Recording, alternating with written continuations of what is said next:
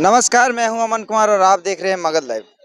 इस वक्त हम लोग मौजूद हैं पहाड़पुर स्टेशन में, जहां पे अमृत भारत स्टेशन योजना का प्रधानमंत्री के द्वारा शिलान्यास किया गया है। और यहाँ पे अ, अतिथिगण मौजूद हैं, जिनसे हम बात करेंगे कि इस योजना के तहत क्या लाभ होने वाली है अवामों को और खासकर युवाओं को। जी, हमारे साथ मौजूद हैं इस क्षेत्र के पूर्व विधायक माननीय श्यामदेव पासवान जी, जिनसे हम बात करेंगे इस योजना से क्या युवाओं को लाभ है और खास करके यहाँ के अवामों को क्या लाभ है। जी सर। मैं सबसे पहले देश के माननीय प्रधानमंत्री जी को धन्यवाद और बधाई देना चाहता हूं कि पहाड़पुर रेलवे स्टेशन को अमृत भारत स्टेशन योजना के अंतर्गत जोड़ने का काम किए। यह पिछड़ा इलाका है, बहुत ही सदियों से यहाँ के लोगों का अपेक्षा था कि हमारा स्टेशन का विकास हो, यहाँ पर लोगों का सुविधा हो। और उसी का सोच के तहत माननीय देश के प्रधानमंत्री जी आज जो शिलान्यास किए हैं अमृत भारत स्टेशन योजना के तहत, तो जो सुविधा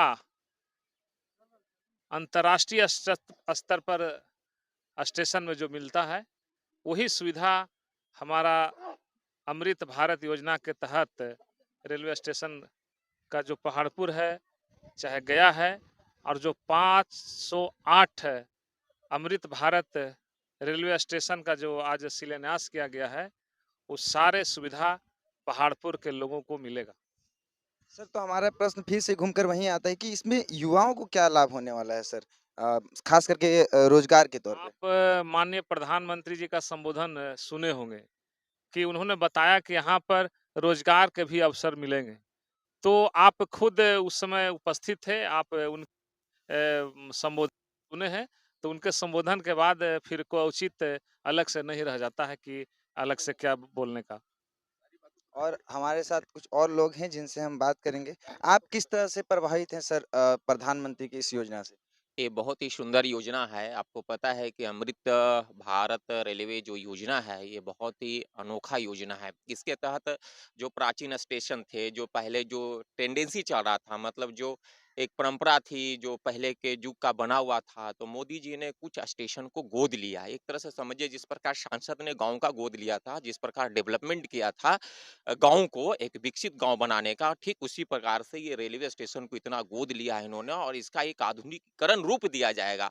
अन्य शहरों में जो आप विदेशों में जो स्टेशन देखते हैं, जहाँ एस्केलेटर सुविधा होती है, वृद्धावस्था है, जिनका विकलांग है, उनके लिए ट्रेन पर चढ़ने की सुविधा है, पार्क की व्यवस्था रहेगी, टॉयलेट्स यहाँ पर कम है, टॉयलेट्स की फैसिलिटी बढ़ाई जाएगी। इन्होंने एक कनेक्टिविटी की बात की है कि यहाँ से जब व्यक्ति पैसेंजर उतरेगा तो उनको ये सोचना ना पड़ेगा कि यहाँ से हमको यदि जाना है, मान लिया रजौली, तो कैसे जाएंगे, यहाँ से यदि हमको और दूसरे जगह पर वजीरगंज जाना है तो कैसे जाना पड़ेगा। एक कनेक्टिविटी की बात हुई, बहुत ही ये सुंदर पहला। और आप आपने बोला कि रोजगार के लिए, तो स्वाभाविक है जब इसका विकास होगा, जब इसके इंफ्रास्ट्रक्चर बढ़ेंगे तो वहाँ पर कर्मचारी भी नियुक्त होंगे, लोगों को रोजगार का भी अवसर मिलेंगे और नए नए दुकान खुलेंगे। जब स्टेशन का डेवलपमेंट हो जाएगा तो अधिक ट्रेनें यहाँ पर रुकेगी, ट्रेनें रुकेगी तो लोगों को जो है आय का, यहाँ पर बिजनेस डेवलपमेंट, बहुत सारा प्लानिंग है, कितना मैं बताऊं, बहुत सारे लॉट अपॉर्चुनिटी these schemes, इसलिए many many thanks to the Prime Minister of India। हुआ है काम कि आर्थिक स्थिति हमारी बनेगी, तो ये साफ मोदी जी ने बोले हैं कि जब हम जोड़ रहे हैं विश्व स्तरीय वैश्विक स्थिति पर, हम भारत को जोड़ रहे हैं। उन्होंने वो उल्लेख किया है कि ऑस्ट्रेलिया, कनाडा, नाइजीरिया में घूमे हैं, तो वहाँ के जो लिया है स्ट्रक्चर को, वहाँ के विकास को, मॉडल को लाए हैं और उसको भारत में उतारने का प्रयास कर रहे हैं। एक पहाड़पुर छोटा सा स्टेशन को एक विश्व स्तरीय स्टेशन देने का जो प्लान है इनका, एक बहुत दिव्य दृष्टि है। ये भारत को एक नया भारत बनाने का इनका कल्पना है कि अब ये पहाड़पुर स्टेशन छोटा सा स्टेशन नहीं रहेगा। इसमें 2800 करोड़ रुपया दिया गया है, इसलिए कि यहाँ की जनता को वो सुविधा अमेरिका है, जो कनाडा में मिलता है, जो ऑस्ट्रेलिया मिलता है, वही सुविधा पहाड़पुर के लोगों को मिलेगा। यही हमारे सर, हम ये आपसे सर, नाम क्या हुआ सबसे। मेरा नाम हुआ सुधीर कुमार मिश्रा, भाजपा अध्यक्ष पूर्वी मंडल फतेहपुर। युवाओं को क्या रोजगार मिलने वाला है, किस प्रकार से युवा बेरोजगारी के इस धब्बे को हटाएंगे। और आज देख रहे हैं आजकल जो बेरोजगारी बढ़ती जा रही है, वैकेंसियां कम आ रही हैं, और रेलवे में जो वैकेंसियां आ रही हैं वो अ, जैसे ग्रुप डी का बात कर लिया जाए, 2018 में लिया गया, 2018 में उसका फॉर्म निकाला गया और 22 में जाके एग्जाम लिया गया।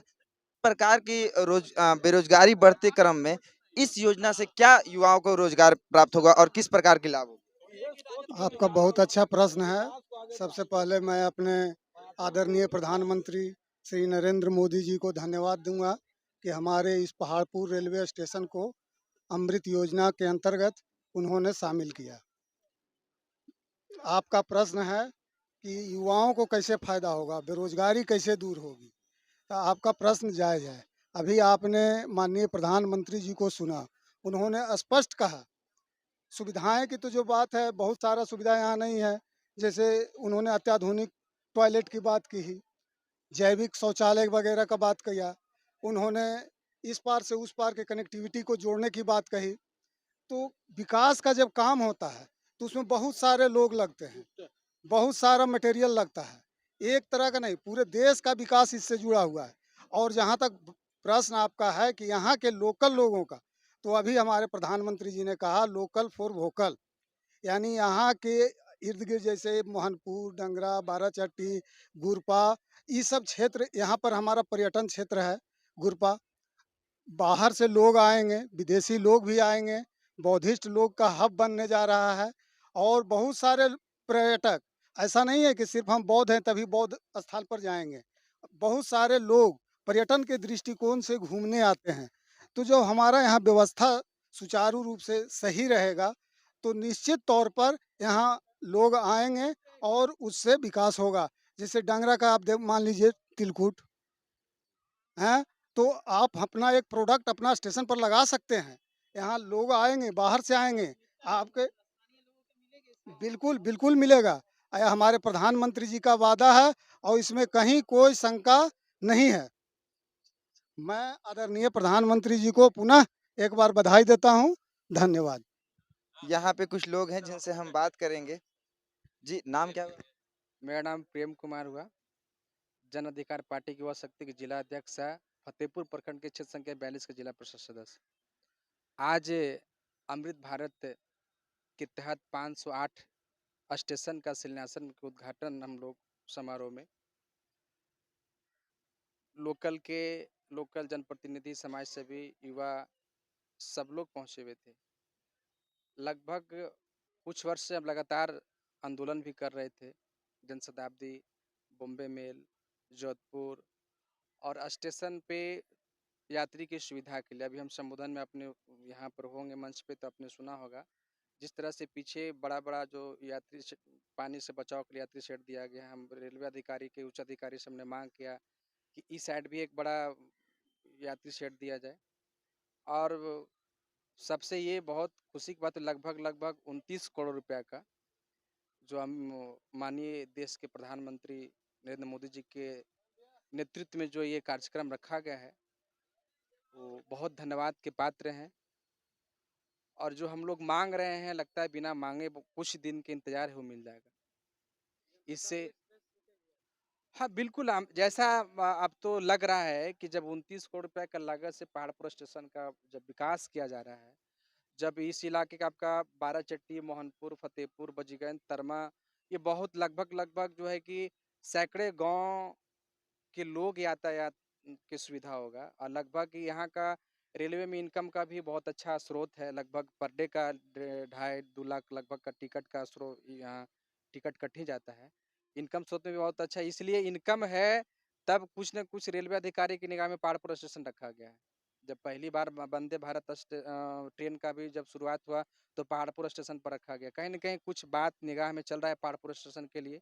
सर, इस बात से एकदम पक्के हैं कि यहाँ बॉम्बे मेल रुकेगी, क्योंकि बॉम्बे मेल बहुत बड़ी समस्या है इस क्षेत्र के लिए। आप मेरी बात समझ जाइए। यदि आप नया पत्रकारिता कर रहे हैं तो आपको नहीं मालूम है। हम 2-3 बार हम रेल स्ट्राइक कर चुके हैं जनशताब्दी बॉम्बे मेल के लिए। यदि जनशताब्दी बॉम्बे मेल जोधपुर ट्रेन नहीं रुकेगी, पुनः फिर हम लोग आंदोलन करेंगे लोकतंत्र के दायरे में रख के। संघर्ष हमारा जीवन है। जब तक नहीं रुकेगी तब तक हम लोग आंदोलन करेंगे। जनता की समस्या के लिए मुझे कुछ करना पड़ेगा, हम उसके लिए तत्पर तैयार हैं। अभी भी हैं, आगे भी हैं और आगे भी रहेंगे। धन्यवाद। तो बहुत ही बढ़िया बात कही इन्होंने कि हम हमेशा हर भी अगर यहाँ के लिए कोई भी समस्या है उसके लिए तत्पर और सदैव आगे रहेंगे। और हमारे साथ पार्षद महोदय एक और हैं जिनसे हम बात करेंगे और जानेंगे, क्योंकि इस क्षेत्र के लिए सबसे बड़ी समस्या बॉम्बे मेल। आपको बता दें कि बॉम्बे मेल इसलिए बहुत बड़ी समस्या होती है क्योंकि यहाँ से बहुत सारे युवा जो रोजगार पाने के लिए महाराष्ट्र की ओर जाते हैं। अधिकांश अधिक युवा आप देखेंगे महाराष्ट्र की ओर जाते हैं और उन्हें महाराष्ट्र जाने के लिए 3 बजे 4 बजे सुबह ही यहाँ से निकलना पड़ता है गया के लिए। तो ये बहुत ही बड़ी और अपने परिवार को छोड़ के एक दिन पहले, तो ये बहुत ही बड़ी समस्या है यहाँ के लोगों के लिए। और वही समस्या के बारे में हम जानेंगे यहाँ के पार्षद से। जी नाम क्या हुआ सर? मेरा नाम वीरेंद्र साहू है, क्षेत्र संख्या 40 का जिला पार्षद है। तो बॉम्बे मेल के बारे में हमें बताइए, किस तरह से सतत प्रयास करेंगे आप लोग? हमें तो पूरा विश्वास है। सबसे पहले आपका मगध लाइव को धन्यवाद। प्रधानमंत्री जी ने जो सोचे हैं बहुत बड़ी पहल है। अब बात है कि जब हाईटेक वो स्टेशन बन रहा है तो लोग दूर दूर से आएंगे, स्टॉपेज बढ़ेगा तब तो और आएंगे। खर्च कर रहे हैं तो आमदनी के भी तो जरिया होना चाहिए। बहुत बड़ा सोच है उनका। और बम्बे जो बोल रहे हैं हावड़ा मुंबई एकदम निश्चित रूप से सबसे पहला स्टॉपेज होगा।